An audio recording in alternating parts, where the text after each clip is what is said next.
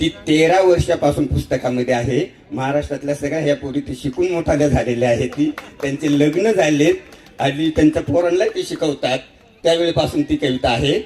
रानवेडी पोर डोंगराव भाळली. आदिवासी पण आपल्या बोलण्यातून, आपल्या वागण्यातून, आपल्या चालण्यातून दिसायला पाहिजे. हा उत्सुक अतिरेकी विद्रोह आदिवासी कवितेला कुठं घेऊन जाईल याच्याबद्दलही मला थोडीशी शंका येते.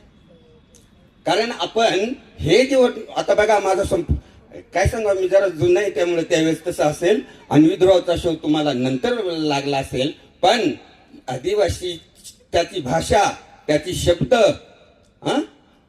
आणि ते एकूण तो निसर्ग बघा. मगाशी खूप चर्चा झाली कुणाकुणाची की इथला इतिहास, आपली संस्कृती ह्या लोकांनी दडपून टाकली. त्यांनी किती नष्ट करो, जोपर्यंत डोंगर आहे ना, तो डोंगरच आपल्याला आपला इतिहास कळवेल. त्यासाठी तो डोंगर खूप समजला पाहिजे, तो निसर्ग खूप समजला पाहिजे.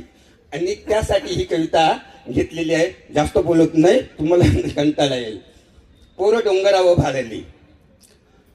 पोर डोंगराव भाळली, पोर डोंगराव भाळली, त्याच्या नादी लागुनिया अख्ख्या रानात पांगली. डोंगराव भाळली, रान गवताची फुलं तिच्या कानामंदी डुल, अन चाईचा मोहर गळामंदी गळसर.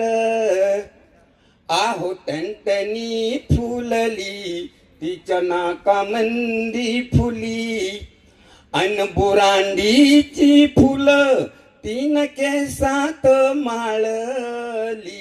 डोंगराव भाळली, पोर डोंगराव भाळली, पोर माळावर खेळली अन वारा संग बोलली. वड पारंबीचा झुला तिचा गेला आभाळाला, पान साबरीच बोंड खाल लाल झालं तोंड. आहो हसता हसता मऊ गवताव लोळली.